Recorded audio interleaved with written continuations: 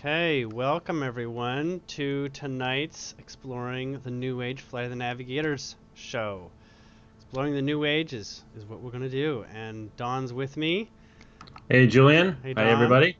I'm Julien Wells, and we've got a couple of different subjects tonight to explore. I'm pretty excited about it. I know I gave Don a teaser on it. What do you think? Yeah, I'm very excited about it. Talking about Chewbacca, Yes. amongst other things. Amongst other things. But that is the place I'd like to start. I'm sure everybody has seen or got a hold of the viral video known as Chewbacca Mom. And if you haven't, we're going to actually play it here semi-illegally. Is this legitimate, or can I do this? Do people do this? They run Yes. YouTubes? Okay, so it's not illegally. I'm assuming it's public. I mean, it's only promoting YouTube because it's from a YouTube channel. Hello, YouTube. We're streaming with you right now. If you're watching, and we'll just go ahead and play it, and Sure. maybe more than once, and then we'll talk a little bit about why this is all coming down. Did we freeze? Did we? I don't think so. Okay. Let me refresh myself. Yeah, until somebody says something in the chat, I will assume not. But I can actually hear myself on Crystal's speakers, so I know we're good. Okay, good. Okay. So I'm just gonna flip scenes here. This is the YouTube. I believe I put a link in the event, but maybe we'll put it in the YouTube chat as well. And here we go. Hey, I'm really excited to share with you something I got. Okay, I went to Kohl's today. I had to make a couple returns. Stuff didn't fit. Surprisingly, it was a little too big. Thank you. I know some of you may be thinking the opposite. Shame. No shame. It's all love. It's all love. Okay, so here's what I found when I was at Kohl's. And I'd like to say that I bought this for my son that would really, really want it. And let's be honest, he'll probably confiscate it from me. Confiscate? That's a word, right? Okay, so he'll probably take it from me. However, this is mine. Like, when it's said and done, at the end of the day, this is mine that I bought. And I'm going to keep it for my own. You can see it kind of has Star Wars. Oh, you're getting a little hint. Okay, so you want to see what I got? It's so great. I can't wait to show you. Okay, this is part of my birthday joy. Still rejoicing in my birthday. And so here's what I got. I'm going to take it out of the box. And I can't wait to show you. Okay, I'm in a parking lot and people are literally looking at me like crazy. I don't even care. Okay, so here it is. Hold on. It may be a little tight. It may be tight on me. I got to undo it just a little bit. Hold on. Stay patient, people. Stay patient. This is going to be worth it. I promise. Maybe not, but it's worth it to me. And I had to share with my friends on the internet webs. So here's what I'm having trouble getting it. Okay, patient. All right, we're doing good. Okay, so this is what I got. Once again, this is for me, not for Duncan, not for Cadence. I mean, I'll let them play with it. I'm not a bad mom. I'm not a jerk. But in all honesty, at the end of the day, it doesn't go in their toy box. It goes in my room. So here we go. I gotta take off my glasses for it. Oh, naturally. Okay, here we go. So, yes! Now watch when my mouth actually moves.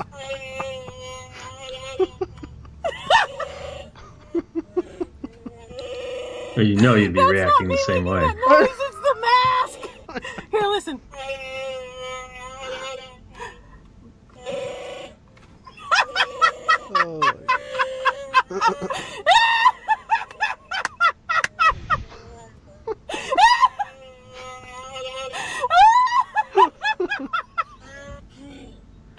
I actually hadn't watched this until you put out that you were going to be talking about it tonight. I mean, I'd seen it pass through, but I hadn't actually watched it. This is worth every penny! This is basically a new classic. Oh, yeah.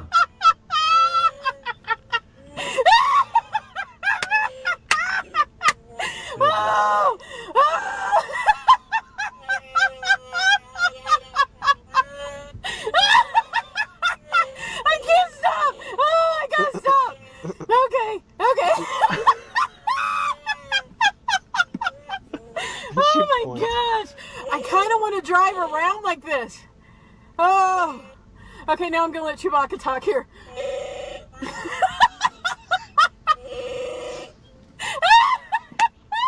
Perfect. Oh my gosh, I'm in tears. I am in tears. Wow.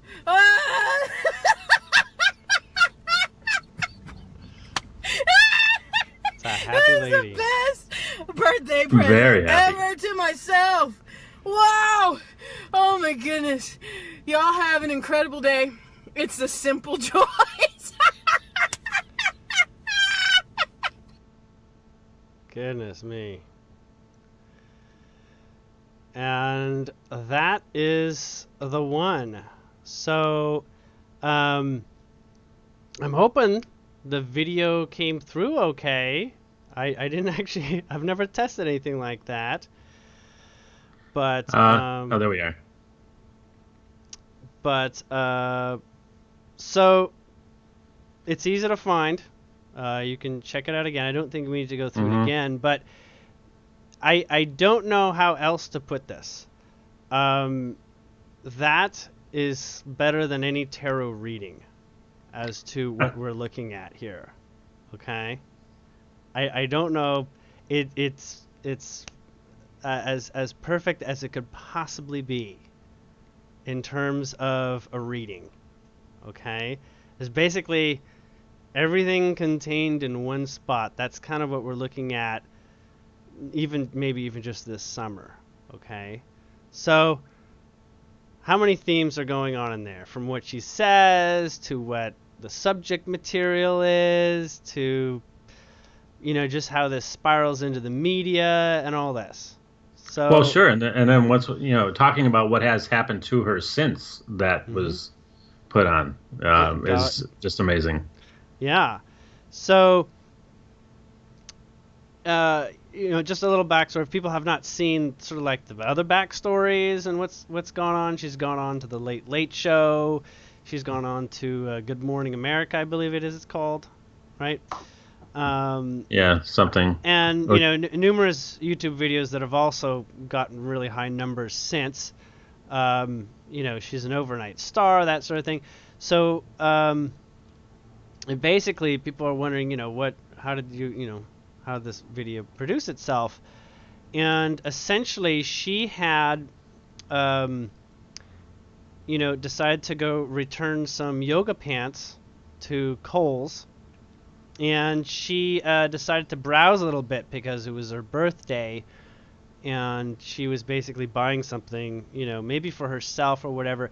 And the thing is, she wasn't doing this for a kid. She browsed for a personal reason, note. Right. It was very personal. And this sort of birthday was almost like the permission slip to say, I can do something for myself, energy-wise. So, so she goes and she comes across this Chewbacca mask. And, I don't know what an adult's doing walking through the kids section, or maybe that Kohl's the kids section so small it's just, walking down the aisles, just perusing anything. Or maybe she's into Star Wars, anything Star Wars just pops into her, into her mind and what she focuses on. So she gets this mask and she basically says, I got something that looks like a kid's toy, right? But I'm keeping it. And she was putting up this video for her Facebook friends so as evidence that she was getting it for herself, and her kids who had maybe run over to their neighbor's house was playing with it wasn't the kids. It was her. She's basically trying to stake a claim. Like this is mine, and no one else. You can play with it, but it's mine. So where it goes next is she makes the video in a car. She only has a couple minutes before she's picking up her kids from school. So this is definitely not prepared, and it's basically spur of the moment. And even as she takes it out, she doesn't even know that it makes sounds. She just thinks it's a mask, right? A lot of people didn't get that. But it starts making sounds, and then it's like dawns on her, like, holy crap, this is like 10 times more amazing than I thought it was. Exactly. Right? As evidence in her, like, surprise, like, oh my god. Because she doesn't have like much more than like a a mirror for her, for looking in the rear view seat. That's all she's got for a mirror. And so it's the small mirror plus the sounds that's coming through, and of course the rest is recent history, I guess. I was gonna say history, but it's more like recent history. And so her friends share that. All her friends share that. They think it's hilarious, and that gets to a couple hundred people or something like that. And then somebody who's familiar with using Reddit put on Reddit. I don't know if you know Reddit. Reddit's sort of like the underground cult. Everything that you want to talk about that no one should really be talking about. I'm not talking Illuminati stuff. I'm talking like illegal stuff and lots of interesting things that are very niche and exciting, perhaps. It gets out. Of course, it gets back onto Facebook through Reddit, basically promoting it. It goes to Twitter, actually. It went to Twitter before it came back to Facebook, and then it hit Facebook. And YouTube, any sort of like, video that's seeing a really high increase in viewers. YouTube reviews it and decides if they're going to put it on their front page. So she was actually on the front page of YouTube for 2 days, I think. Wow. Yeah, I think it was Friday and Saturday. But what comes of this, of course, is her saying some really poignant things, almost like word for word. I wish I had a transcript, right? There's not even that much that she says, but I'm not going to go through it again. But everything she's talking about is symbolically exactly, I hate to say it, what I've asked for, and I'm seeing it. Therefore, everyone here with me is seeing it too, because my reality is yours and your reality is mine. So word for word, she's basically pointing out that one, she's doing something for herself, and maybe, yes, birthday is the excuse. We do that sometimes. We say birthday is our special day to do whatever we want, and yet really every day should be our birthday. No, Exactly. I mean, we should be treating ourselves every like day it's is our birthday Christmas or your every day birthday is or whatever. Christmas for everyone else. Mhm. Everyone else's lives, it's Christmas. And for me, it's my birthday. It's like when Oprah, it's the same thing. It's the best day. She can be out there even more. And she gives You get a everybody- Chewbacca mask. You get a Chewbacca mask. You get a Chewbacca mask. Exactly. So, in this place where she's coming from, what might be considered selfish, she has revealed that it is changed her life. Like, permission to be selfish on your birthday. Permission to be selfish every day. Okay? And treating yourself. And moving from that kind of energy. Find that. It's yours. It's yours the day you selfishly grab it and say it's mine. Okay? Now, I'm using the word selfish, but it's not really what I mean. I think the word selfish is used in most people's context differently than what I'm using it for. Right. It's got its own history, that Right. word. It's got its own history. So when I say selfish, what I'm saying is self-aware. Like giving yourself the self-awareness that you are literally the manifestation that becomes all the vibrations of that in your outer world. Mm-hmm. As in, you, self alone, make everything. Okay? So as your actions do so, expect the world to meet you there, as they met her. Okay? She's also a super Star Wars fan. I am too. I'm not crazy about Chewbacca. I think he's cute. In certain given situations, I suppose. But he's not even my favorite. But he of the Star Wars movies, he's the one that lives between Han and Chewie. And I'm thinking, well, Chewie's the luckier guy. He's the one that lucked out. Mm-hmm. And then to find out that Chewie was like, I think in episode 3, wasn't he?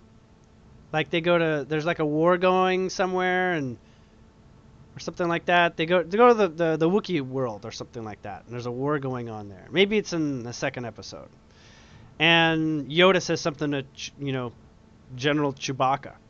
As in he's like a general or something like that, protecting his own homeworld way before. It was basically a cameo appearance by Chewbacca, right?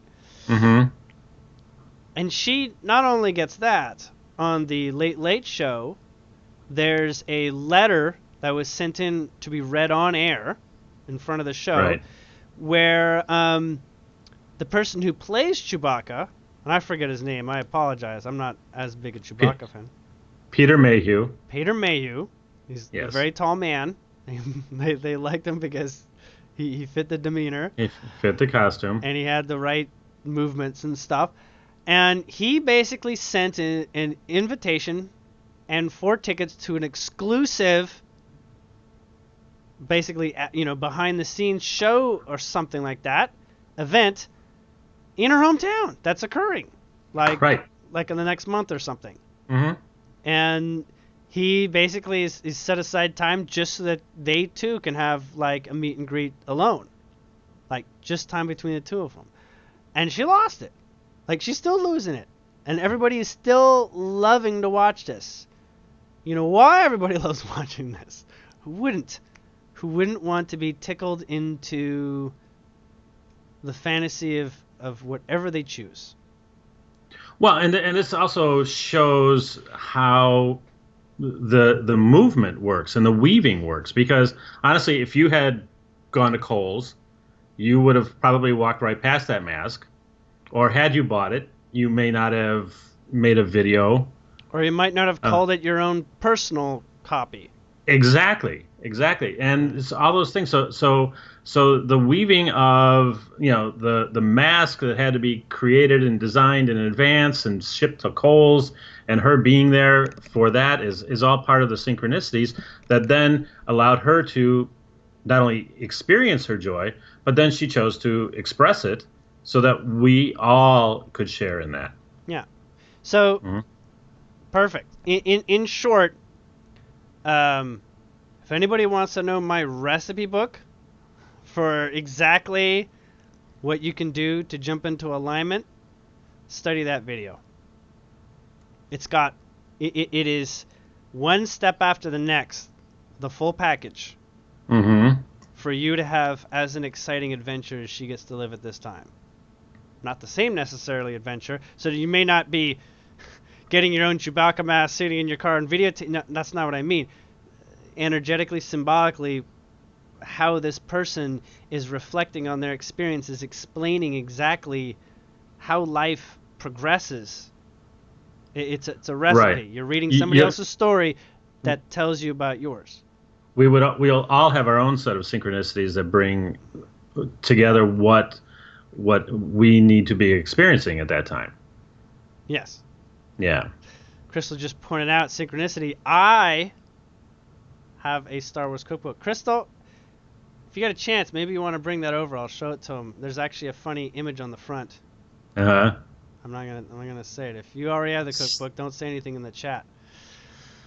I have both cookbooks. There's 2 of them. There's 2 cookbooks? There's actually, there's a 1 and there's a 2. Oh my god. I mean, there's not many things you can get me for my birthday that surprise me and awe me and say, this is awesome. Mm-hmm. Not many things. But is a pure pleasure just to get it, even if we haven't done too many recipes. What else did I get? I also got Star Wars pancake shaped tin. So I have it's like a Yoda, make a pancake the shape of Yoda's head or Darth Vader's or a Stormtrooper. Make your pancake like that, and it comes with a Stormtrooper spatula, plastic spatula. Uh-huh. Oh yeah. Mm-hmm. I mean, I get out there. I've got Star Wars mugs. I don't know. It doesn't matter, right? People who like Star Wars will like Star Wars, and they'll collect Star Wars geeky things. But what it takes us to is this place where that's my recipe. She did mine. She woke me up. She saw where I was going and left me a message. Okay? And I could basically say this person changed my life the most, and yet this one's definitely changing other people's lives just as much. Thank you. So, guess what it's highlighting here? This is the Star Wars cookbook. And on the cover, it is basically advertising Wookiee cookies. and other galactic recipes. Wookiee Look at cookies, that. people. Wookiee goddamn cookies. That's a tall stack of cookies. It was ginger. I love ginger too. That's actually one of my favorite ones my mother would make. Ginger cookies, basically. I mean, the repurposing of the stuff, but in the repurposing, it's kind of like branding it in a way. What if there was something that made people eat their vegetables just because you identified as like, an orange lightsaber or a green lightsaber with a celery stalk? It doesn't matter. Sure. Right? Food from Endor. There's excitement that moves things forward. You may even digest that food better. You may actually like it more, and it'll be more for you. Mm-hmm. So, it was a profound sign. Very, very profound sign. Well, you've been having some dreams recently, kind of pointing you in that direction too. Yes. And not only that, I was forced to dream Sunday night. Okay. I got the flu. That's right. I can't remember the last time I got the flu. And I was out. I was destroyed. It was perfect though. It was perfect healing experience. It actually started when I was watching the last episode of Avatar: The Last Airbender with my daughter. And if you haven't watched it, I definitely recommend it. It's a long series. It's like 3 seasons of 20 episodes that are around half an hour each. So it adds up, right? Mm-hmm. But the last episode was like an hour and a half, and it's the whole finale and all this. And there was just a lot of beautiful wrapping up. And throughout the whole show, I was highly in agreement. Like, there was no spiritual anything that came forward that I could have improved on, really.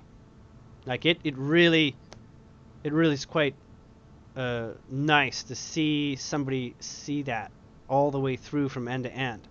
Now, the first movie did not do the show justice at all, of course. There's a lot more lessons and spiritual insight that this show has given children. And young adults too. I mean, it was entertaining for me too. I'm not going to say it's going to bore adults. But I just kept getting tickled by it and saying, oh, this is great. This is great, this is great, this is great. And when I've thought about using some real life examples that everyone would be familiar with to do a reading of the tarot card meanings from 1 through 21, describing the 21 points of the life stage, like human life stage. And I went to Star Wars, and I got got up to around 17. It skipped over a couple, I was like okay with that, but didn't have a good reference for each card in the whole series. However, I expect that it will be a good example by the time they finish episode 8 and 9. Mm-hmm. Because that would make sense, since the hero's journey has basically 3 falls, where he falls and he gets up. Or is it 2 falls and 3 lifetimes? Right. Well, then there's another movie coming out later this year too. Right? And that's not even part of the Star Wars story. It's a completely separate part of the world. It's a separate stories, but it's a part of the universe. It's part of the universe, and it may contain elements, who knows, but the point, of course, is following the hero's journey, as in the heroes from the Star Wars movies. They're not showing up in this one. Okay. Right. So I'm seeing it as sort of like another opportunity to enjoy that world. So I think I can't remember what it's called, Rogue Squadron or something like that. It's about the team that got the original Death Star plans that you see at the beginning of episode 4, where Leia's trying to take it to the right people, right? Right. So it's about, infiltrating and finding that thing. That's what it's about. Anyways, getting back to the subject, Star Wars didn't contain 1 through 21 that I felt were very, meaningful and easy to follow. I looked at the Lord of the Rings. It was around the same number. Another great series, including The Hobbit. Close, but not much more. The Matrix, a little bit less in terms of the cycle, but it's good that there's multiple movies, because it's kind of like you can lose each time the movie starts. It's like you can lose. There's a, life and death adventure here, Right. But I found an Avatar that did have the 1 through 21, life lessons that you go through in order to enjoy a human grounding experience. And so, in this way, I would, I probably should do some sort of reading for anybody that does that who might be interested. Somewhere down the road, right? Where Sure. I sort of describe the Avatar show and all the major life lessons I go through. Anyways, You're talking about Avatar or Last Airbender? Avatar: The Last Airbender. Oh, okay. Yeah, it's a movie, Avatar: The Last Airbender. Right. Okay. Not the movie Avatar. Okay. That's a completely different story. Still, probably another good example. But where I'm going here is in this place that I've found awareness that I have not seen this many things come together in a long time. Like, just me. And you know what else came out Thursday? I think, Don, I explained to you that there was a special webinar type of thing. Yes. That went through. And I was originally going to talk on this show about that. But that, I think, needs a whole nother show to talk about that. Basically, how ET disclosure is being pushed by the media on the president. Like, actually say more than what you've said before. Right. There's like, it's a question that can be talked about. And the agenda that what's his name? Starts with a P. John Podesta. John Podesta is basically force feeding the media to ask these questions. Well, it sounded more like he was finding the media who are asking the questions and just bypassing the older ones that are not asking those same questions. There's evidence of that. That's true. Yeah. But at the same time, they also talked about how he's been hinting towards that for a long time, like over and over and over again. Lots and lots of hints that he is into ETs, basically. Mm-hmm. And it was originally a career breaker to bring up ETs, but he's trying to get Hillary to say it. Like, first off, she basically said, which is the first tip off, that she's told public sources on television that she wants to basically get out the information on what really happened at Roswell. Now, we've heard that before. Exactly. In some way or shape or form.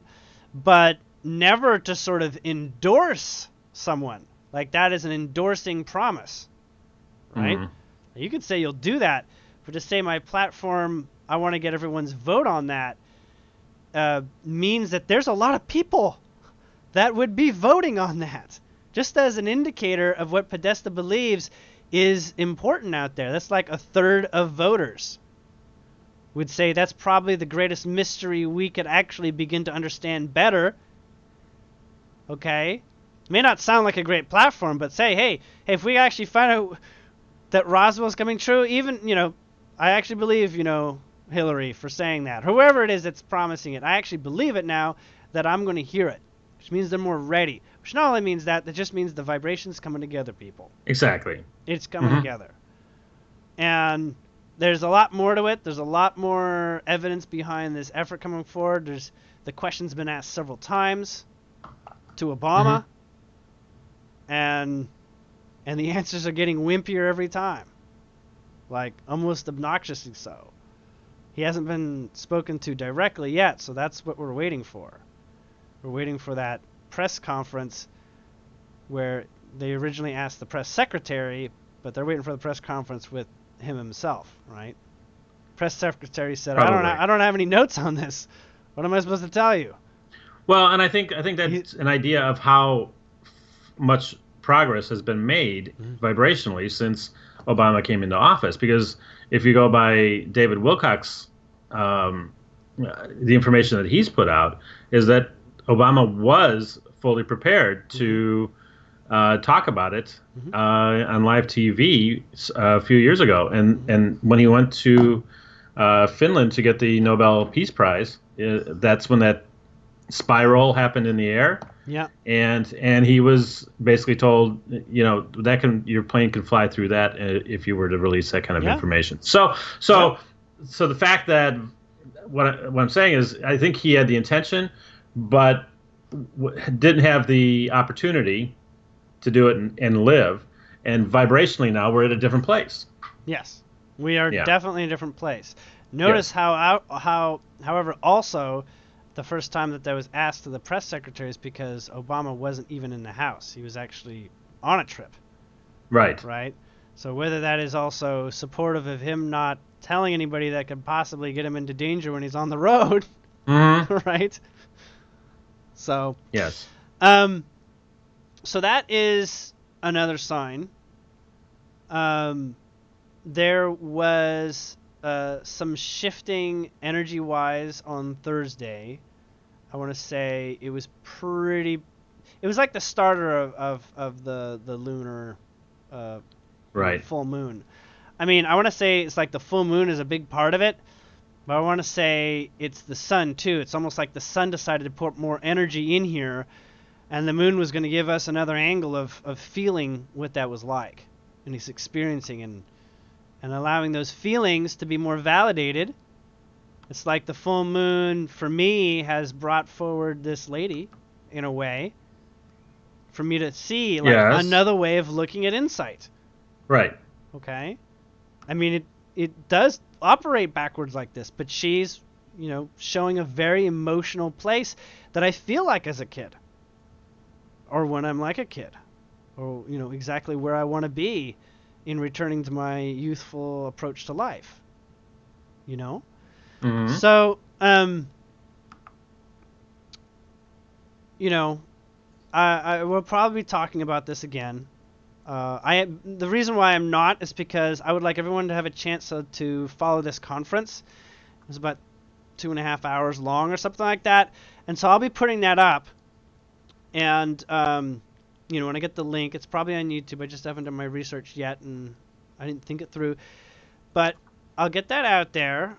I watched it live, but they said it went up on video, and everybody can check that out for themselves. Basically, the two most prominent voices on extraterrestrial history and reporting. So they came together to basically say, yeah, I haven't seen anything like this in 20 years. Both of them. It's like something's up. Something's changed. So, I even think Steve Bass has had an article out there at one point about it. It might have been shared by Stillness in the Storm, maybe. But we did have, on top of this, and even another exciting subject to talk about. Yes. And it may amount to absolutely nothing. That's the good news. Totally. But basically, I have been given a more of a green light to talk on a subject for the Pleiadians. So let's just call this part 2 of today, because I don't know how long it's going to take. Cool. And this is something that I knew about for several months now, since last year, because I had a strong lucid dream that showed me a potential timeline in the future. I guess I'll describe the dream since it's pretty interesting. Where essentially there was these giant, and it was the giant Starship Enterprises that were landing on lakes. So that was letting me know that it was like a good Federation ship. It's like, It's like I look at something, I say, what is this? Oh, it feels like the Starship Next Generation ship. Feels like that kind of like, I would love to go and walk around on that. And so that's what happens. They have these little shuttles, these little skiffs. They're like, like hover buses with no lids, no tops, and they're shuttling people out there. And I was at the front of the line. I waited, and I got to go. Remember, it was like I was waiting at like the fence of a concert just to rush to the stage or something. And I got to go to the ship. And, it was very sparsely populated because only a couple hundred people were getting on, every couple hours or something. Mm-hmm. And this place was clearly ready for like a city, probably 10,000 or more people, maybe 50,000.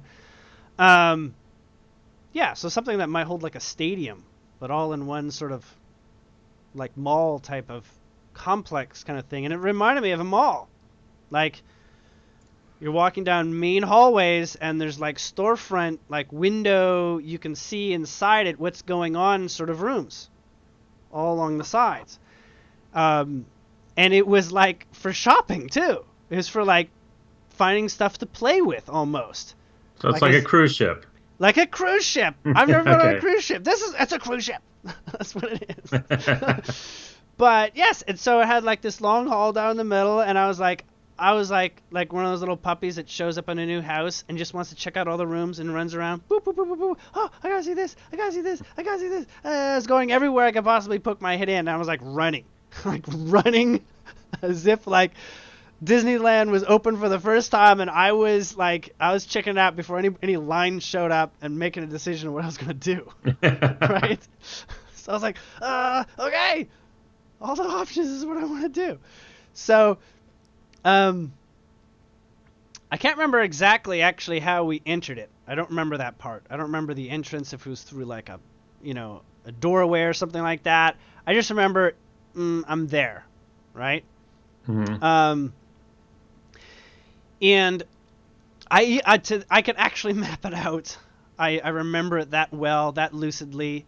I could draw it out, and it was strangely in the shape of the Next Generation, with sort of like a saucer section that was like a big round, atrium area with stores around it, and then there was like some escalators kind of things, and then there was like a lower, like the big main bottom area at the bottom, and then like the nacelles, they were like kind of off to the side. It's like this elevator that you got in, and you just decided where you wanted to go, and you just it just takes you up, down, left, or right. It doesn't really, it looks like it should be like going down like a tube, but it's just clearly just taking you wherever you want to be without upsetting the gravity. I'm assuming that's probably what's going on in the Enterprise ship.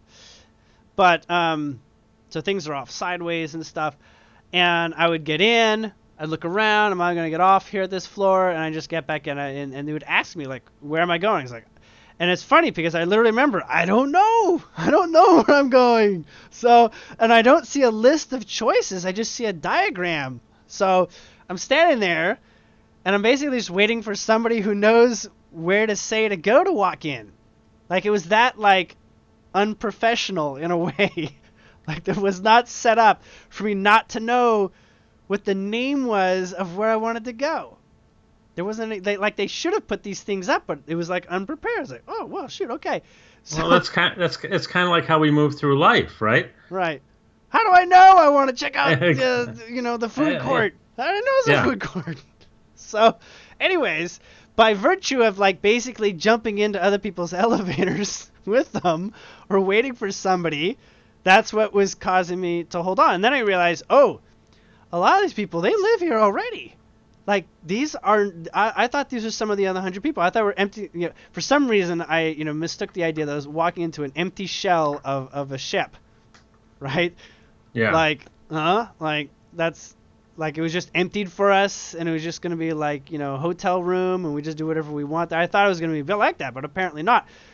It's basically people living there already, and the ship is mostly populated. And I realized this ship is coming to take us away if we want to, or go on a cruise or something, take us to Alpha Centauri, whatever is nearer. I don't care if it's a short trip, And that never really happens in my dream, mind you. I get off before some point before that occurs, so don't wait around if that's what you're looking for. But essentially, I check out all these areas, and I start to see what these people who are working now, like, staffing the ship in ways, what they're doing. And I did get to the food court section, and it was a food court section, and there was only one stand that was open, or one, storefront opening, right, that was open. And it had specials. And it also had this other thing that said, and anything else you can imagine. Don't tell me it was a Starbucks. It wasn't a Starbucks. Okay. It wasn't. They're everywhere. No, there's no brand on it. It was like cafe whatever. Okay. And And there was like, like cafe seating nearby. A couple people there. And I'm going up to this, and I asked, what's this, and anything I could ever imagine, right? I was like, oh, we do things to order, like whatever you want, we'll just make it. I'm like, oh, that was pretty good. Like if I wanted waffles, I was like, oh yeah, absolutely, we'll do waffles. I was like, could you make like pumpernickel waffles? Oh yeah, if that's what you want, we'll make pumpernickel waffles. Like, wow. That was what I said, but it was something as goofy as that, right? But I'm looking at what they have here, and there's like things like, oh, I don't know what this is. It's not like it seems as simple as like chicken noodle soup, but it's like blah blah blah blah blah, soup. And I was like, what? Like who's ever heard of that? And I'm like, this sounds good, cranberry carrot soup. Let's go, And I was looking at this, and it had numbers. Like 1 through 5. And I was like, oh, this is like heat or whatever like this. No, this is how much it costs. I said, what? Wait a second here, people. I thought, and this nearly woke me up out of my dream. I said, money? This is what it costs? Like, why? Like, what? I thought these were Pleiadians. And like, yep, we're Pleiadians. I'm like, what? Where am I going wrong? What happened to this whole moneyless society, people?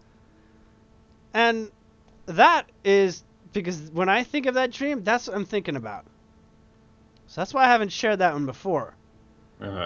And I know we're closer because now they're telling me about what that is. They explained to me their financial system in great detail in the last 2 days.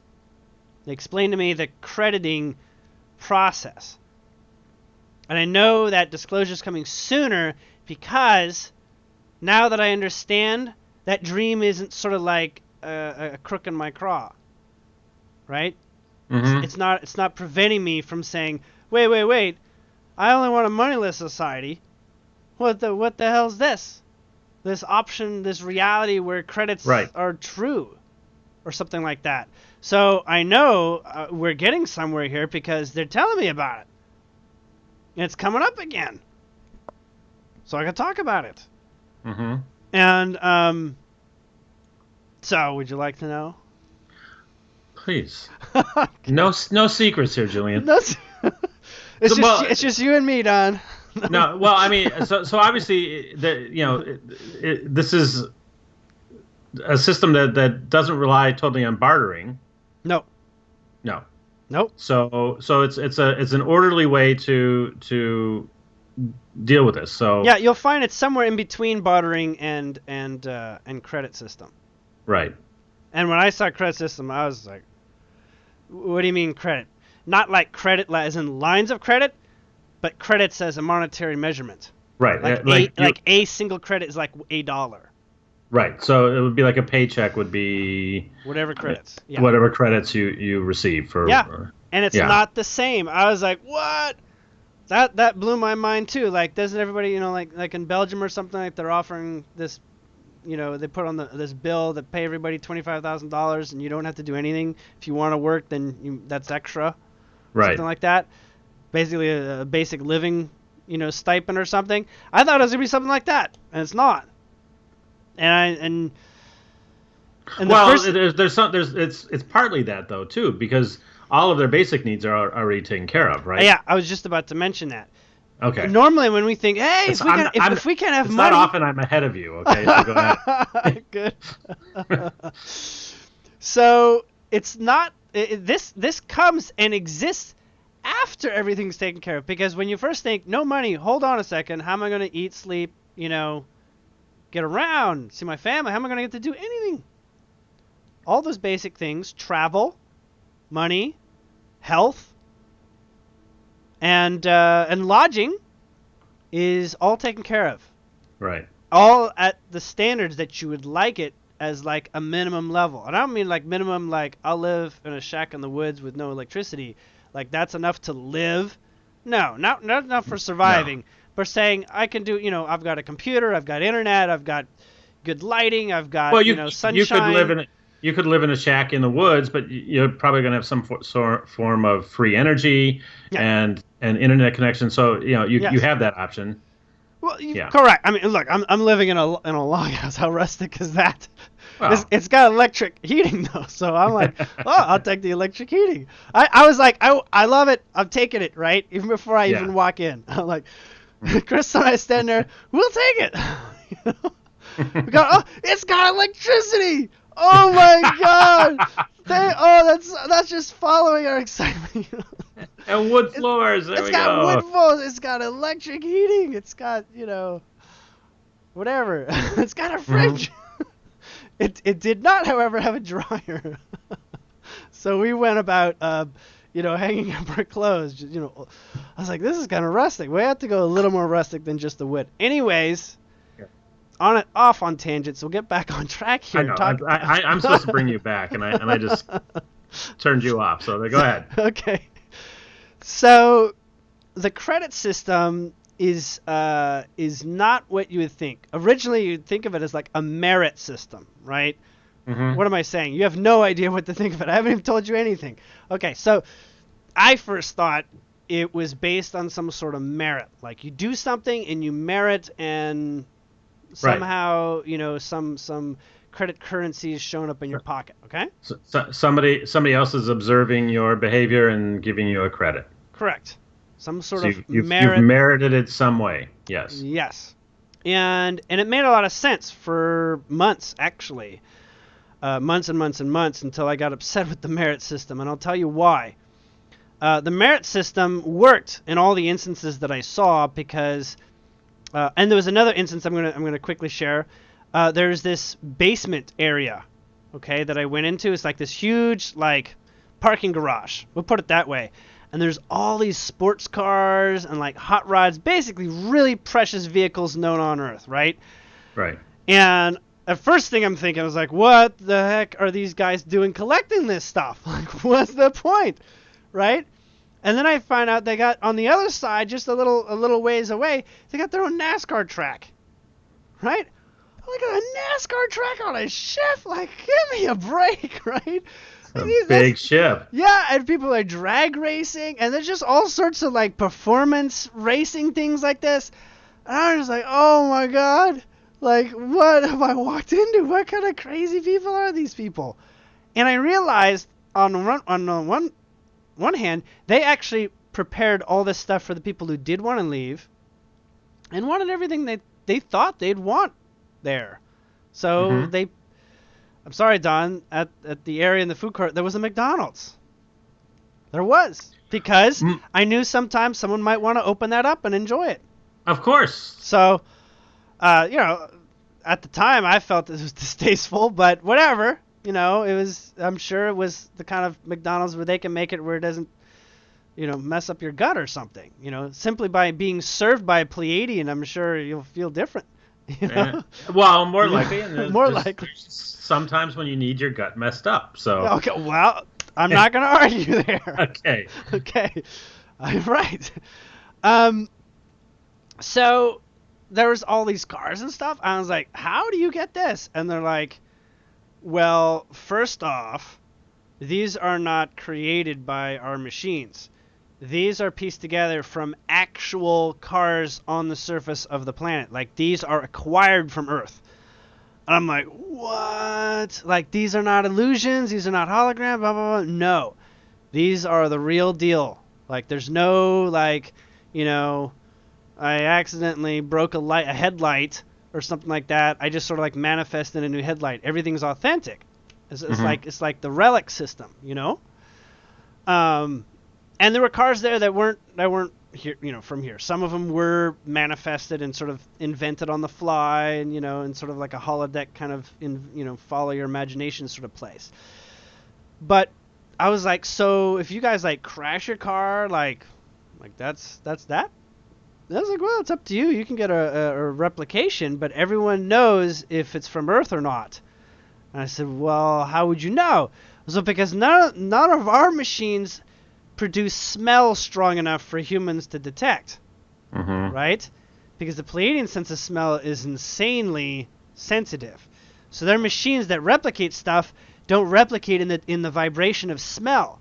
So that when you go to the Pleiadian world, it smells like this place is like bleached clean everywhere. Like everything is no odors. The only odors are people, like humans and stuff, right? Yeah. And then I started getting a little self-conscious. Well, I probably smell like a total ape from the jungle or something. I was like, oh, we take stuff.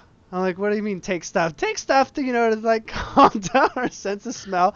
Like, oh, that's great. That's nice, It's like, but, we taper it off so we can begin to enjoy, smells like you do. I'm like, okay, thanks. I feel a little better now, right? And so the cars smell.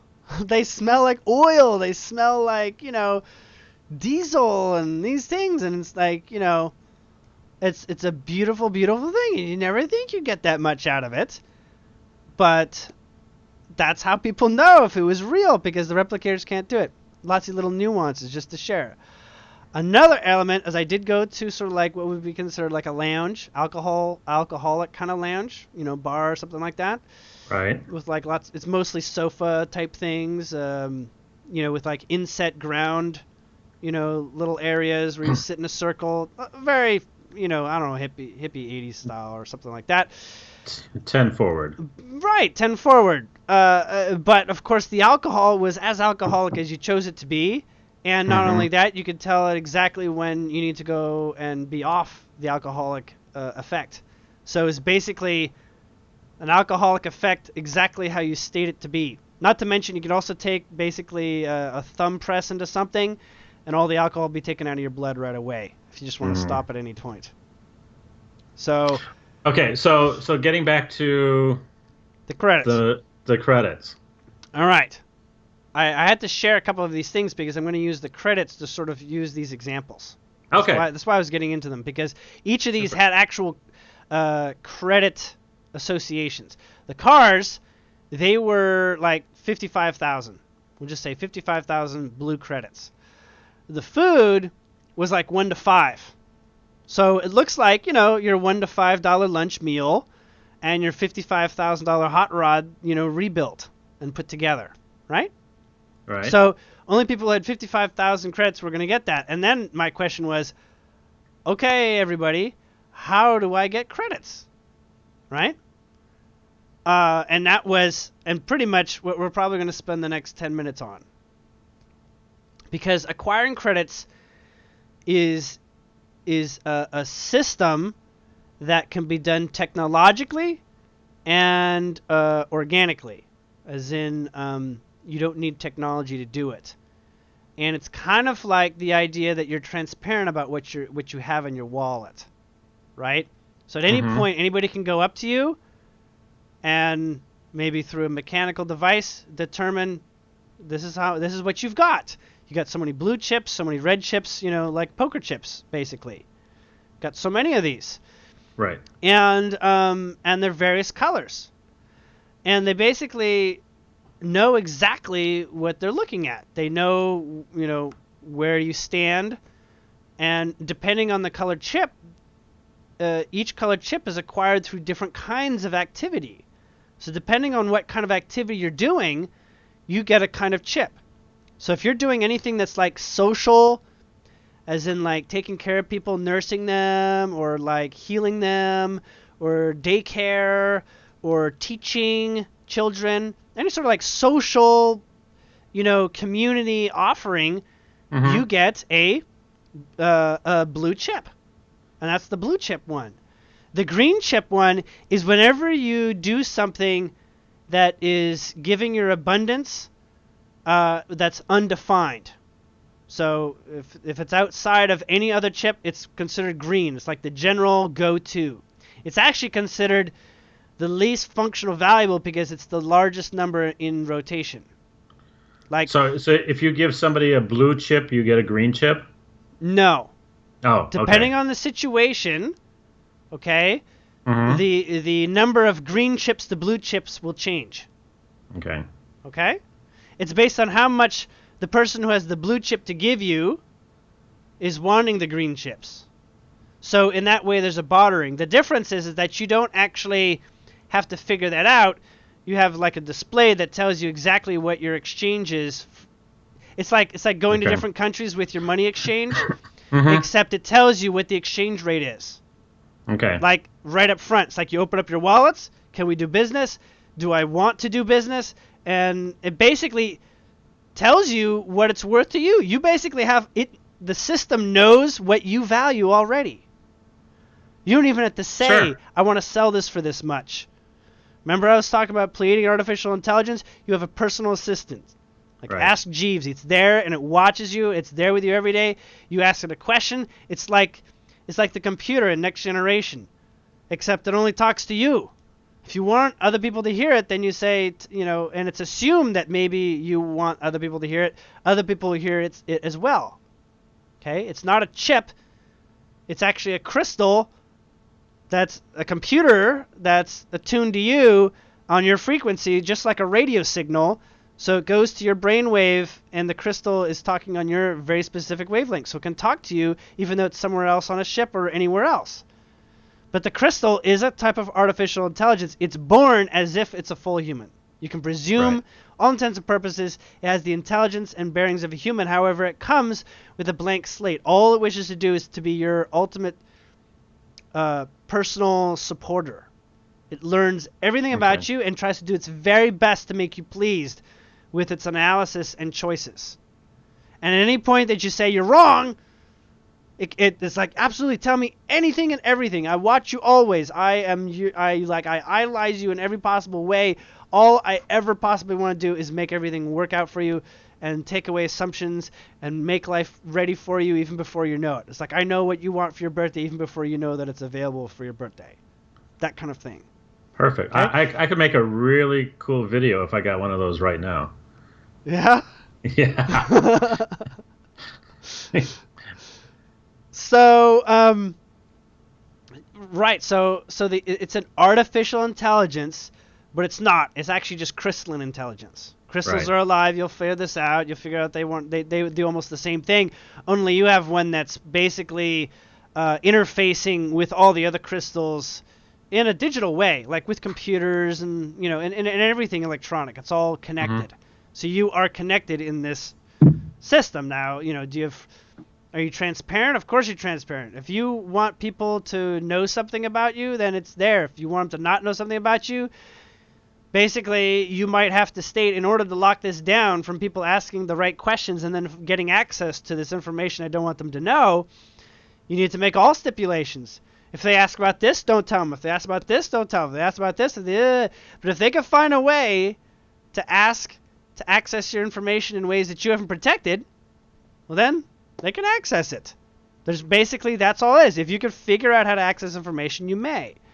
If you want to protect it, you can choose to do that. So then, like the credits are available that you have are available to others to know. It is correct. They know exactly what your wallet is, and in a given situation, you might have somebody here with their wallet standing next to somebody next to them, and you want to choose between the two. Between these two, you're going to get it's just going to be better. It's a greater win-win between the two of you. Does that make sense? So it's like the other person says, give it to him. You guys win more out of this. You both need each other's version of energetic currency more. So how else do people earn credits? Okay, so note that there's the exchange system between colors, okay, that are based on different associations of life activity and kind of associated with the chakras if you want to go that far. Okay, so spiritual, connecting with the broader and doing things like Akashic, that's crown. So you've got a very indigo chip, which is very rare. And so the exchange rates for those very rare ones are very high. So you got one guy being Buddha for a day, he lives like a king for the next 100. This sort of thing, right? So acquisition comes through a mutual understanding that earns something. So everybody determines as a community that in this community, if you garden, this is how much you get per hour or something, or per amount of effort, or whatever the stipulation. It's almost like the community decides what your salary is. Community decides what is created spontaneously at that moment almost like an unseen taxation on everybody to agree on that. Thing is that the numbers are so small, you don't even see a tax. The ability to agree on a consensus system doesn't even draw a tax out of your current like funds itself. It's so minute, they found out, because the efforts are so small in order to actually have everything achieved, there's no taxation, right? So this doesn't. Here's a question. Here's a question. Is it a very controlled environment and very little individuality? No. In fact, deciding that. In fact, it is the communities are associative by your choice to participate with communities. Communities can be 10 people large. The community within a community could be, you know, those 10 people could be within a community that's like a town, within a county, and there's decisions made on all levels, right? So the ones that are made at county levels can't affect your everyday living desires, really. You know, they're a bit more on the sense of what everybody should be getting equally. Like everybody does this. Like everybody gets shower water, for instance. You know, things like this. Even though they don't have water with their showers, they have sonic showers. Much better. I saw that on the ship too. I didn't get around to. You sit down on like on a concave space, and you just don't need to go to the bathroom. It just sort of like teleports it out of your guts. And then when you take a shower, you stand there. You can be totally clothed, and it cleans your clothes and yourself. You don't have to get undressed. Well, my world is complete now. That's all good, yeah. Okay. So I was like, oh my God, there's people in the bathroom together. Look, he's just sitting down. He's getting his elimination done. It's like, it looks not messy at all. It's not even a bowl. It's just a chair. Well, it keeps the smell down, right? Okay. No odors. Absolutely, exactly. Odorless is a situation. So, getting back to it, it is a barter with a community that's transparent about everything. Okay? It's basically what we have already, except some sort of like automated like decision-making engine where there's not voting like every moon or whatever like that. There's voting whenever you want to, and it goes into the consensus place of decisions that are coming through. Right? So like you could vote anytime you want and add your weight, and it may actually go. And you can campaign to change everything over by saying, we've got a much better idea. Everybody change your votes. And so you can change your vote. You got a president? Oh, I don't like him. I'm changing my vote. Imagine what that meant for us. But the point is, the technology takes care of it. The crystalline technology basically makes itself known to the degree where it is its own protective firewall system. Like it knows that it means it wants to live in a world where do no harm, right? So when it does things that might be considered harmful, it goes to great lengths to solve those paradoxes for us. It's like learning to trust God being able to tell you all the time. Now you'd say, oh, trusting artificial intelligence, I could never trust an artificial intelligence. You don't have to. This tool is there for as little or as much as you desire. Truly. It even will raise your children for you if that feels good to you. It has the ability to project holograms in front of you. So it has that ability to put that information vibrationally in your eyes so that you feel like you can see it. Tony Stark. Yeah, like Tony Stark, but nobody else sees it. Right. Nobody else would see it. So you could basically just get like a YouTube. I just want to see this on a YouTube. And it'll project it for you. So, and it'll project it. You could like move it with your hand. And it's not an implant. It's not an implant. It's really tuning to your actual frequency so that it's all there within your body. Now you're saying, I don't want artificial intelligence with that ability. Well, don't knock it till you try it. That's all I'm going to say. Yeah. And so it picks up on you from day one. And so when you get on the ship, day one, what are you doing? You can do anything that you're allowed to do that the county basically says it doesn't tax. So that means you can do it. It's a free service. all the free services, they cost next to nothing to maintain, so it's free. Right. Anything that costs no effort on any person's part, by bringing any form of creative way of making it happen, doesn't need to. Like if you want a haircut that's like in the books, you do it. If you want somebody that's got a more personal touch, well then you hire a hairdresser.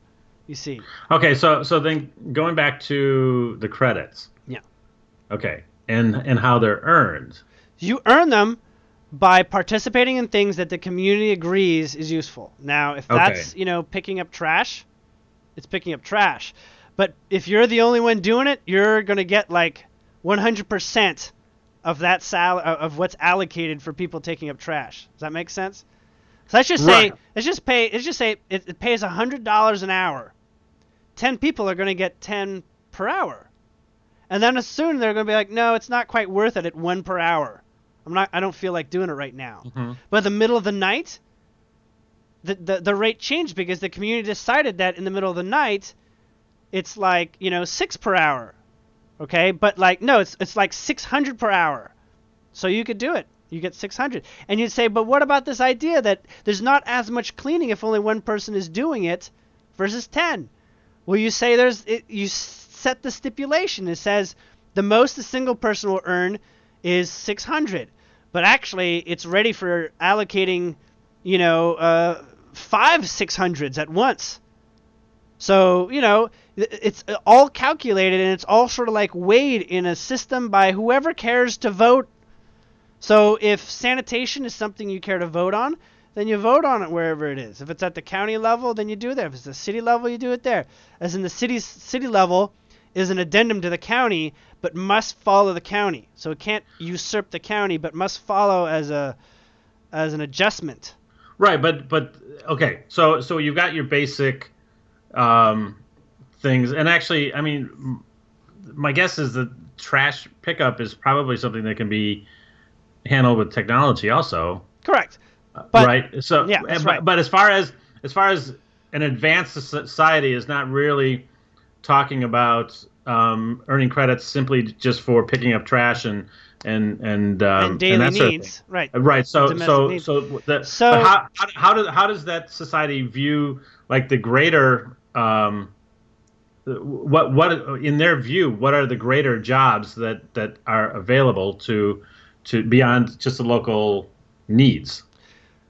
Right. I think yeah, I know what you're getting at. And the thing is, yeah, when you move to a society that all the basic needs are taken care of, like survival needs, okay, then what would you be doing?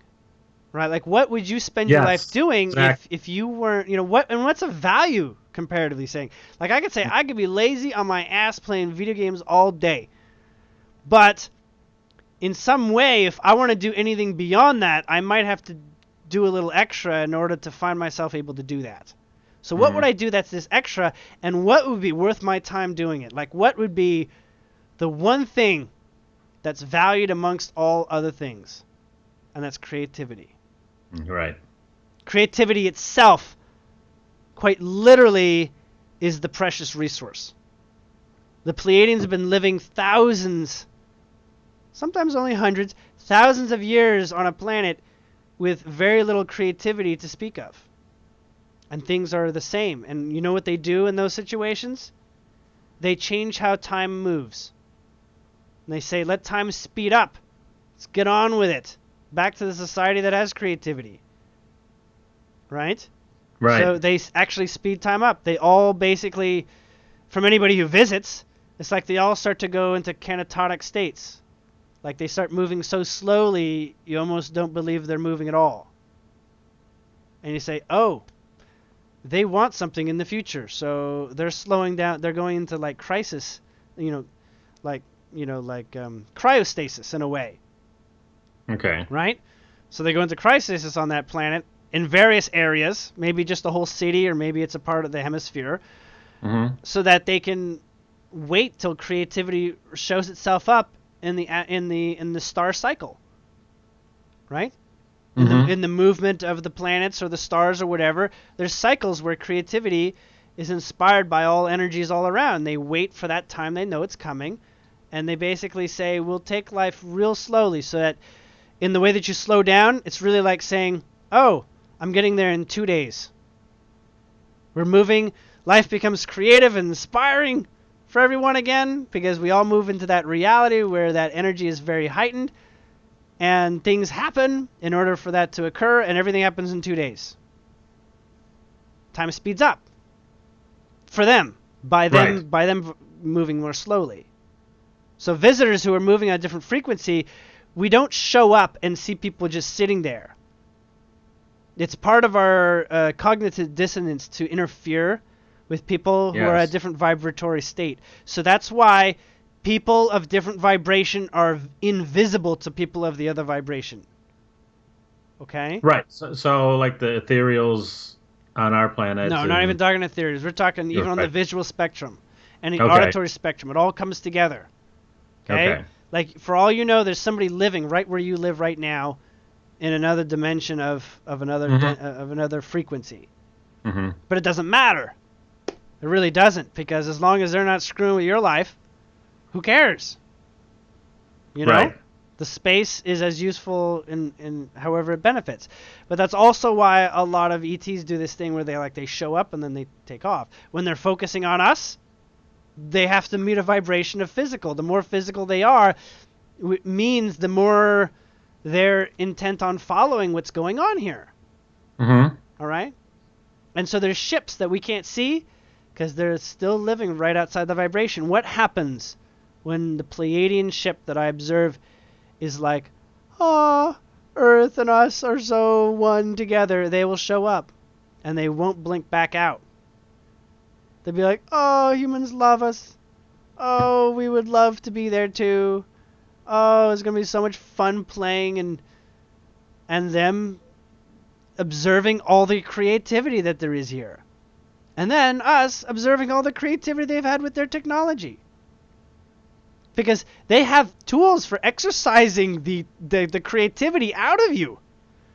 And the moment that humans show up here, they're going to go so bonkers with the creative capabilities. Right. I mean, imagine a kitchen where you have any ingredient you want that you could think of.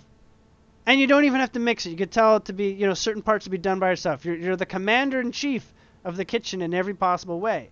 Now, it's funny. You can buy a meal at that place for 1 to 5 credits. Blue credits, excuse me.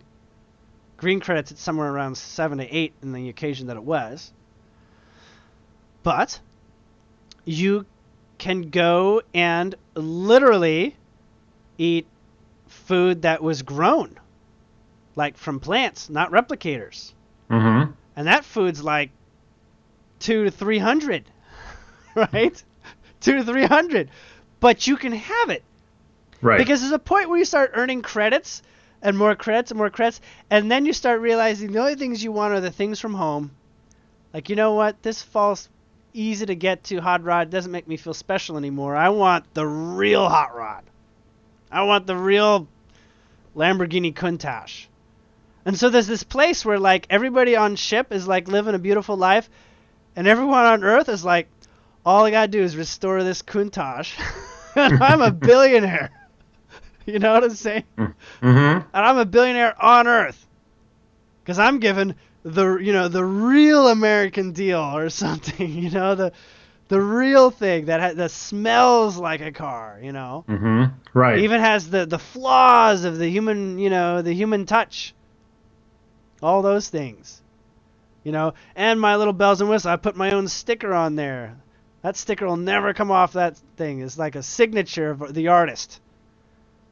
So the relationship goes on in this way. So really, I want to, help people realize that the credit system and the way that I'm sharing it is a functional thing we could do right now. Okay? It's not outside our smartphones and technology that everybody has to just, brainstorm the technology that puts it together. I mean, Google, I don't care who it is. Google, again, probably can manage it in the shortest span of time. Right? Right. I mean, when anybody knows that there's an end game somewhere, people get there as fast as they can. And so this is an end game of sorts. And the reason why it's coming up now, specifically, is that what's at the essence of what this is, you'll also find is at the essence of living life energetically and sensitively. Okay? This system already exists. We have dollars and everything. That's more like a block to what things are truly valued at. But instinctually, we have not come to terms with how to value things because the money is like in our face too often. Right. Okay? If money were to be taken out of our society altogether, the dollar were to crash down to the 10 cents or something like that, you know what people would do? They'd figure this out. They'd figure out what's worth it to them. Okay? And those that are sensitive and love themselves will value themselves well. They won't undervalue themselves in a trade. So this is exactly why people right now who are learning to value themselves more, and I don't mean like, I'll give you the shirt off my back, you know, I don't mean that. I mean this place where, not even in other people's eyes, but in your own. Because in that place where there's an exchange rate to things, you are richer. Your self-esteem is almost like your own price tag of energy. Okay? So the people who had a lot of money on those ships, people who valued themselves. And they were only as valuable as the thing that they least valued themselves on. It was like their salary cap. Can't go higher than that. If you still feel bad about punching your friend in the 6th grade, that's it. You top off at that much, energy-wise. So what happens in this system, very, very quickly, mind you, this idea of like tracking credits doesn't even play. It just becomes sort of like meters, like stacks of chips. You just see sort of meters. You say, this person's got an abundance of green. He doesn't want my green. I don't even need to count. Doesn't matter, he doesn't want my green. But if he's got like no crown, I could trade a crown and get very far with this person in this personal exchange. It's almost like because of your separate currencies, you have a completely different way of synchronizing with all the experiences that are before you. It's almost like it'll show you how well you line up with what should be happening. It's like you want to meet your favorite artist. Guess what? And the day you show up, he's broke of exactly what you have a lot to give. Right? Whatever you've earned and represented by that, that's basically it. So there's exchanges. And typically an exchange is in the area where you say, you know, I want somebody to teach me something. The people who are going to offer it the cheapest are the people who are abundant in those credits. You know? They're trying to get off of having blue credits because that's all they like doing mostly. Right. They have all these blue credits. They're trying to offload it. So you know where to go if you know they're looking for green credits or red credits or pink credits. It's like, duh, self-explanatory how people are supposed to stick together, and it's transparent so everybody knows where to go. It's like, I don't want to go to the next state. I want to know who's the best match, 2 miles from me or something. You know? So can you bring this into something maybe that we can relate to, since we were talking about Chewbacca Mom at the beginning? Right. And with what she shared and the impact that it had on so many people, which is it was a creative response that she shared and made transparent and provided a service. What would the Pleiadians say she would have earned in credits for something like that? Okay, they would say that what she's done is she, like everyone has earned these credits, she just found a way to go to the bank. Okay. And realize she has them. That's what they're saying. Okay, everybody has that. Everyone's running on the coattails of her excitement and is excited by her specifically because if you didn't get excited, that means it has nothing to do with you. Right. It has no truth within you at all. You say, what a silly woman. Or I don't speak English, I don't know what she's laughing about, but I like her just for smiling. Mm-hmm. You know? Just laughing like a baby. It has no context. That alone is a good thing. That is me. I believe in laughing. You see. I believe in the healing of laughing. So therefore, I will see something that unlocks the bank for me, like that one. It would make more sense if I spent an hour slowing down that video and explaining almost how every word is synonymous with my life. Okay? So when I say it's about to hit the fan, I'm probably the first one to see it for me in my world. Right. Other people may see it just like those who, however many people saw it before I did, right?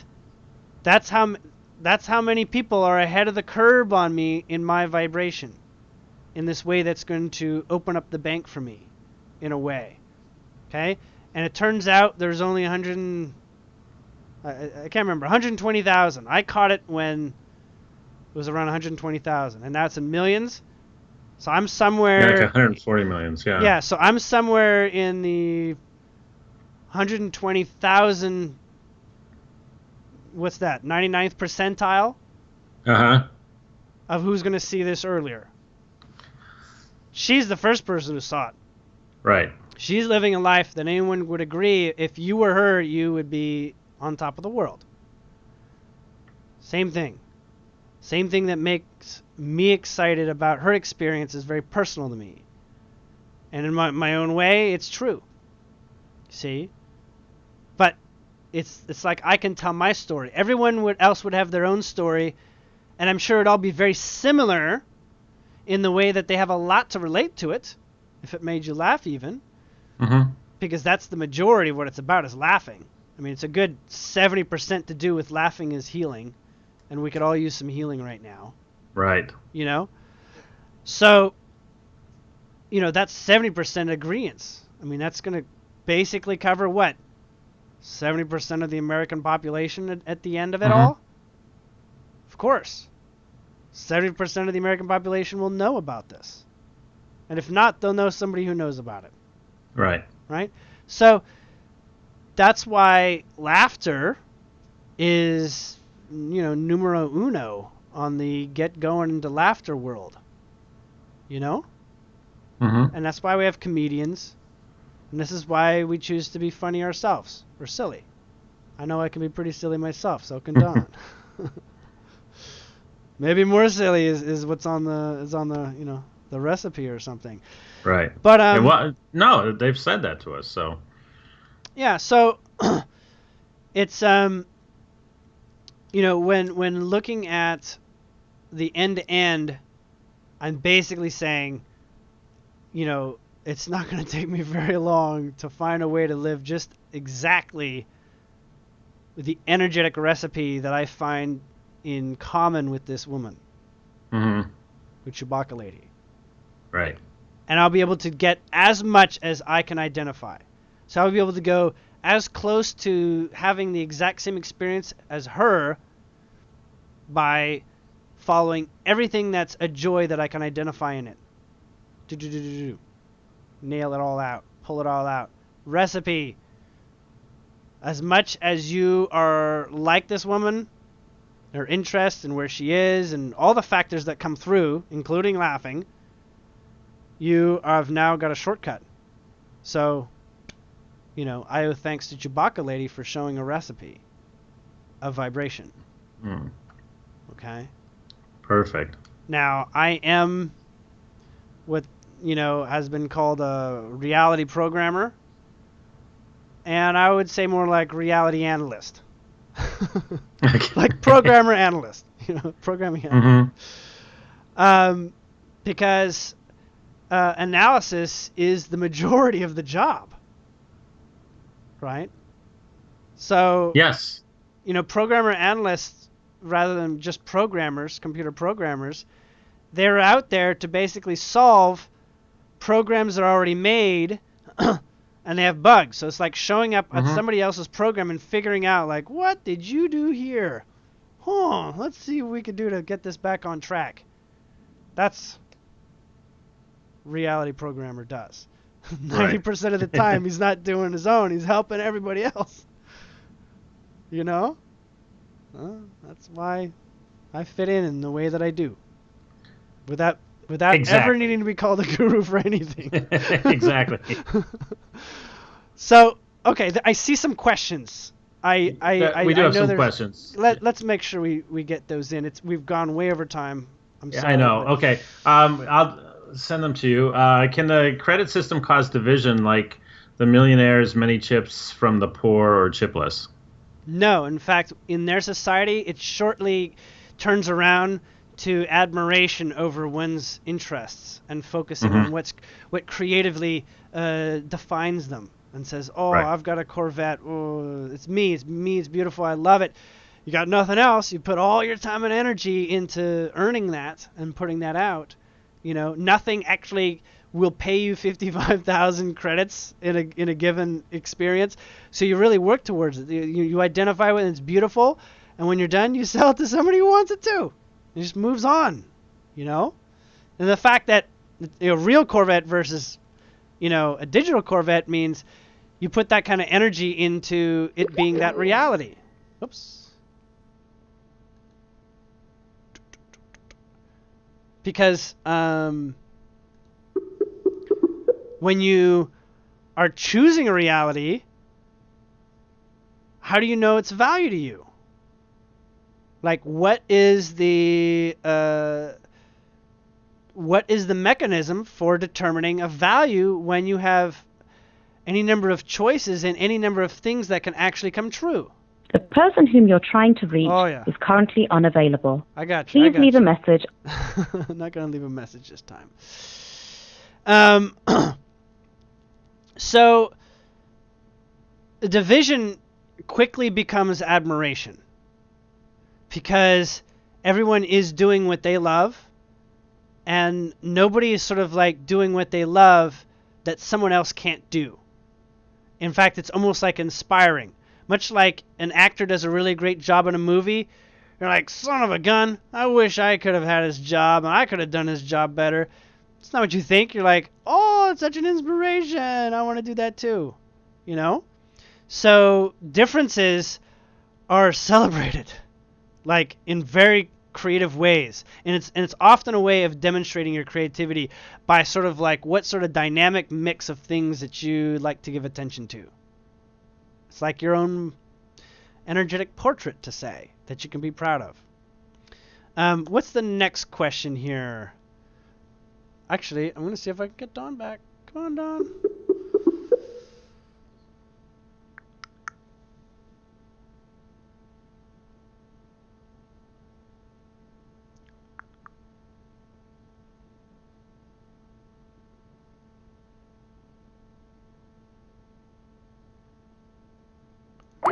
All right. I'm going to take one moment.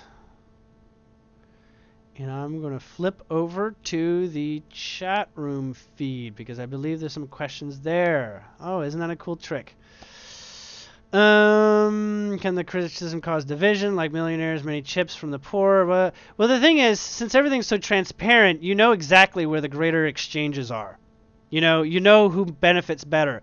A millionaire with 1 billion acquired chips has very little to benefit. You don't really want to give him your chips, quite seriously. If he already has 1 billion, you'd rather give it to somebody who already has a higher sense of value with the chips that are being exchanged. So millionaires, in the transparency of it all, they basically move to environments where they only play with other millionaires, so to speak. It's kind of like, the Millionaires Club. And in that place, the only people that they can really impress their suppositions on each other is really their small club that's just them. Okay? I was just going through the explanation. So I was explaining how, millionaires and chips, people who acquire millions and millions of chips, they'll only be seen as of value to other people with millions of things to exchange. In fact, millions is not necessarily an exchangeable format. But you'll find out that when you have millions, then you'll start to see the taxation. Because if it's like 0.002, then only people who are at 20,000 credits and up are seeing a trickle coming off. Does that make sense? So it's almost like the only people who are taxed are in the areas where the numbers still don't matter. It's still 0.002 is the taxation by a system or a system that basically funds it all, because it costs so little, right? So the people with millions and billions, they only basically play in the millions and billions club. They only hang out, and they can only basically impress people with millions and millions. So what do? Because they have millions and billions, it's almost like giving it to somebody who could use one makes you like super good in that person's eyes. So giving it away becomes pretty much the norm when your numbers get to absurd places, right? That's basically how it works. Or you give it to other people so that they can do that. Like help invest in somebody else's ability, to get in that, to start off a career in whatever they want to do, or, get that hot rod put together. That's going to take forever. So that you got another hot rod friend who's got a hot rod that you can race against, just as an example. So what was the next question? There was... okay. Well, this one... okay. This is from Andrew. You made the point one other time that you've never done, not you personally, but the collective VU, you've never done anything wrong in your entire life. And he agrees with the concept, but his question is, where does something such as hurting another person, taking from another person, etc. fall? Okay. So whenever you have this is just the basics. I'm not going to get too much into that. But essentially, when you understand what really hurts, you also understand what the greatest value is. It's tangential opposite. So if you face the South Pole, after exploring the South Pole so much, like journeying in the direction of South Pole magnetics, better where the North Pole is. So it's almost like sometimes going to hell, as much as you've gone to hell, is giving you that much heaven as an exchange when you decide to sort of pole flip, right? So it can lead to very spontaneous, very quick, usually very, very quick pole shifts in awareness. So sometimes you have to go all the way to giving up. That's why, I'm basically pointing out when things are going downhill, it's up to you when you want to quit and leave with your winnings of how excited you could be. And you say, that's it, I give up. It is what it is. It's over. I'm done. You win. I don't care. I'm sorry. I'm done with this. Fine. And then what will clear the way is like, oh my God. Oh, what have I been keeping from myself? Oh my God. And it just explodes to the degree that you basically chose to go jumping that, if you're jumping 30 feet from the air onto a trampoline, you're going to go, 30 feet up. You're going to get a 30 feet boost out of that. And that's exciting. That's very exciting. I don't mean to say, like I had cancer and I would never trade it for the world. I'm not suggesting that kind of thing. But the point is, yes, people who walk out of cancer have some very transformative lives that are like, these people live their lives. Goodness me. People who, make a narrow escape of death. It's like, oh boy, good for you, man. But the people who want to say, go back and think about the hell and the hell and the hell and the hell. It's like, well, you really, if you're still repeating this for a while and you haven't made any progress, buddy, you just, find a way to let that go. Yes. If you're not making any progress and you're not getting anywhere with this, even with expanding your mind into more spiritual, worlds and all this, if you're still not getting it, just let that sucker go. Because you're not getting a lot more bounce out of it, I mean, if it's taking you to a world of depression, then you're going to live in a world of, gems and castles, I'm sure, as a result of all this work. Just, let go, okay. Like, already. I didn't mean okay. I meant already. Let go already. So, you hurt someone? Get ready for the sensation of being caressed by somebody. Okay? Perfect. That's the opposite. You know what it is. Mm-hmm. Give me anything, I'll give you the opposite. I don't mean to be, like, this idea I know it all, but I'm sure I could find it, and I'm sure everyone else could too. What's the next question? Is there another one? Or if there was any, I don't know. Yeah, I'm looking. Let's see, I lost everything there for a little bit.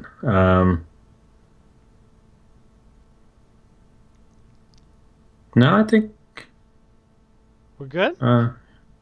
Yeah. Yeah, people. Yeah, there's mention here. You would love to know more about the value system and all that sort of thing. The value system is determined on a personal level every single time. Right. And the thing is, these AIs also just eventually just keep track of it for you. But you don't have to do that. You can basically be in the decision-making system. At any time you come up to an exchange, you can make a decision. And whatever the person wants to share, like transparently, like I'm doing this to feed my starving family. Oh, I'd rather give it to you. Oh, yeah. Goes a long way. So whatever anybody wants to share in transparency in the exchange system, do that if you feel it's going to sell. This was made 50 years ago by my grandfather, and and it was given to him by Al Capone. Oh, I want this one more. Whatever you can help to get this out. But you'll note that if you're false about it, like saying I've got, a golden feather from a golden goose, and maybe everyone who believes that is great, and you weren't telling the truth, then expect taxation on what part of it you left out. Expect what there's called karma to tax you, say, you didn't really earn that. You know you didn't, and because you know you didn't, and because you know it wasn't as grounded as an experience as a real golden duck, you're going to have to face it. Doesn't matter. All those people, they still got their reality with the golden duck feather.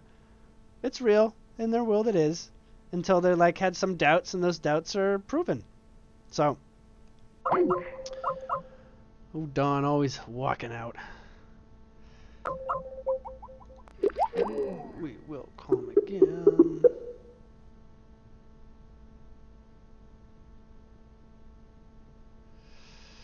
So, quick question for answering for Omar while I'm fishing for Dawn.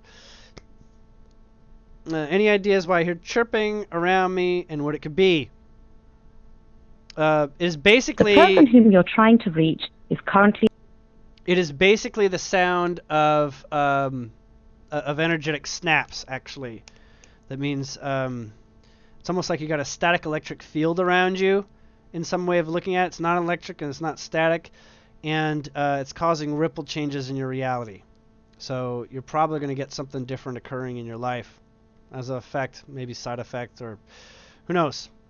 But honestly, it has gone very late, and love everybody who joined us today for sharing with us on this exciting subject. I'm sure we could talk more about it, and we probably will in another place and time.